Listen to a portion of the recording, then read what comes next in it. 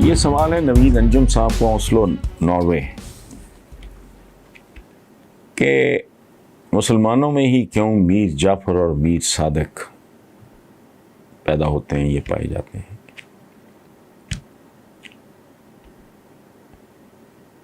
ऐसा है नहीं, बाकी कौमों में भी ये जो अंग्रेजी में जो लफ्ज़ है ट्रेटर, ट्रेटर होंगे तो है ना,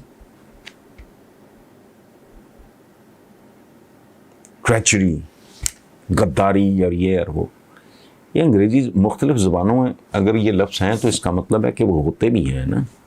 मसलन दुनिया की किसी ज़बान में कंवारा मर्द, हम कहते हैं वर्जन औरत के बारे में जो गैर शादीशुदा है,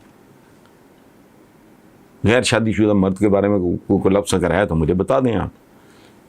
अच्छा, उसकी एक छोटी सी मिसाल मैं आपको देता हूँ। स्पेन की फतह के पीछे उनके गद्दार का भी हाथ है। मूसा बिन नसैर या जैसे भी उनको प्रोनाउंस करते हैं उनका नाम, जिन्होंने फिर तारिक बिन ज़ियाद को भेजा और बाद में फॉलो अप के तौर पे वो खुद गए, वो गया था, उसने इनवाइट किया था कि मैं आपको सारी कमज़ोरियां बताऊंगा इनकी, चप्पे चप्पे पे, इंच इंच पे आपकी रहनुमाई करूंगा, इन मरदूदों से हमारी जान छुड़ा दें। वजह क्या थी उस बंदे की?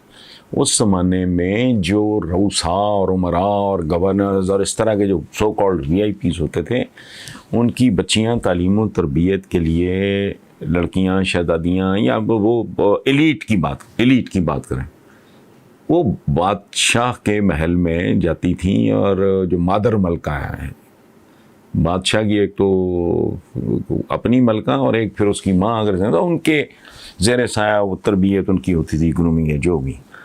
तो मैं इस वक्त नाम भूल रहा हूँ, कहेंगे तो मैं उनका नाम भी अगली बार बता दूंगा, ज़ुबानी सब कुछ याद नहीं होता, मेरे सामने अचानक सवाल आता है तो मैं जो उस वक्त याद आता है मैं बात कर देता हूँ।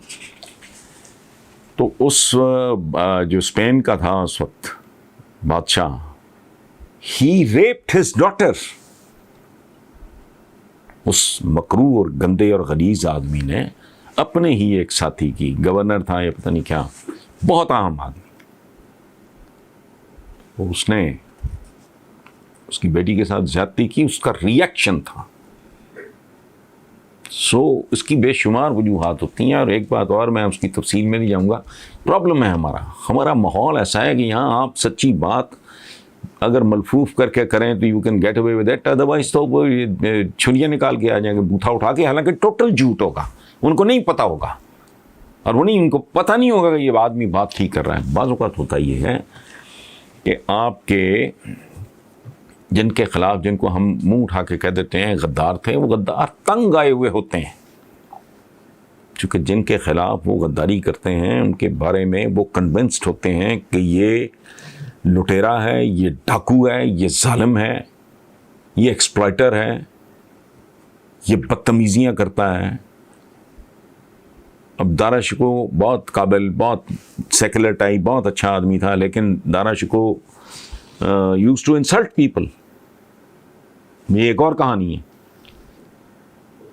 इसी तरह ज़रा सीरियसली जाके कभी पढ़ें नवाब सिराजुद्दौला के बारे में, तफसील से पढ़ें। बाज़ औक़ात होता है रिजेंटमेंट होती है, आपके जूनियर्स होते हैं, सबॉर्डिनेट्स होते हैं, मुलाजिम होते हैं, या आपके बाद के जो आपकी हायरार्की, उसमें आपकी इज़्ज़त नहीं होती।